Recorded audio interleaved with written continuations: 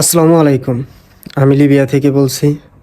তো আপনাদের মাঝে আজকে যে বিষয়টি নিয়ে আলোচনা করবো সে বিষয়টি হলো একটি দুঃখজনক ঘটনা। লিবিয়া থেকে ইতালির উদ্দেশ্য ছেড়ে যাওয়া বোটগুলোর মধ্যে একটি বোট। তো লিবিয়া থেকে আপনার 5 এপ্রিল 2025 একটি বোট ছাড়া হয়েছিল ইতালির উদ্দেশ্য লিবিয়ার জোয়ারা থেকে। সন্ধ্যার সময় বোটটি ছাড়া হয়েছিল। বোটটি কিছু দূর যাওয়ার পর রাতেই বোটটি বিধ্বস্ত হয়ে বোটটি আর কি ডুবে যায়। ডুবে যাওয়ার পর 37 জন, আবার কোনো নিউজে 35 জন বলা হয়েছে। তো এর মধ্যেই কিছু লোক আপনার 3 জন লোক আর কি জীবিত উদ্ধার হয়, আর 2-1টা লাশ উদ্ধার হয়, আর বাকি লোকগুলো নিখোঁজ হয়ে যায়। এটা আপনার জোয়ারা থেকে বোটটি ইতালির উদ্দেশ্যে ছাড়া হয়েছিল 5 এপ্রিল সন্ধ্যার সময়। তো এই বোটে অনেকের ভাইবেরা থাকতে পারে, অনেকের খোঁজ টোজ পাইতেছেন না যে 5 এপ্রিল বোট ছাড়া হয়েছিল, সেই বোটের কোনো খোঁজ পাওয়া যাইতেছে না, কি হয়েছে অনেকে কমেন্ট করেন।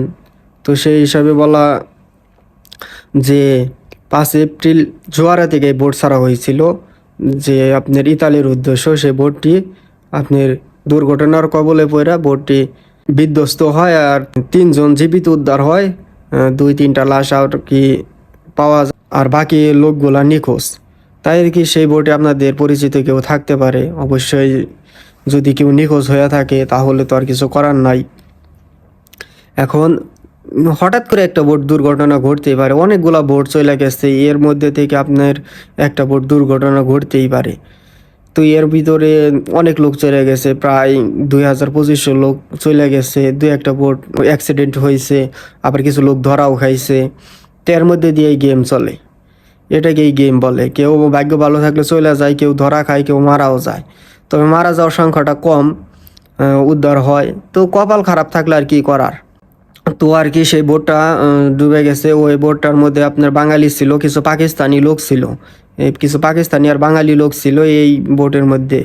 তো যদি আপনাদের কোনো পরিচিত থাইকা থাকে তো অবশ্যই জানাবেন কমেন্টে।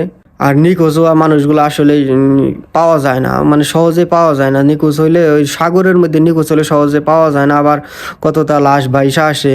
আবার বড় ধরনের দুর্ঘটনা ঘটলেও আপনার মনে করেন নিউজ হয়, এটাও নিউজ হয়েছে।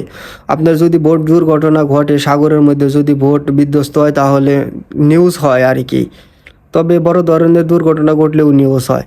তাই বলি যে আপনাদের যদি লোক নিখোঁজ হয়ে থাকে তাহলে তো এই বোটে 5 তারিখে যদি নিখোঁজ হয়ে থাকে, যদি এই বোটে থেকে থাকে তাহলে তো এখন খুঁজে পাওয়া অসম্ভব। ধরতে গেলে অনেক দিন হয়ে গেল, এখনও কোনো খোঁজ খবর পাওয়া যাইতেছে না। পরবর্তীতে যদি পাওয়া যায় অবশ্যই জানাবো যে লোকগুনা পাওয়া গেছে কিনা।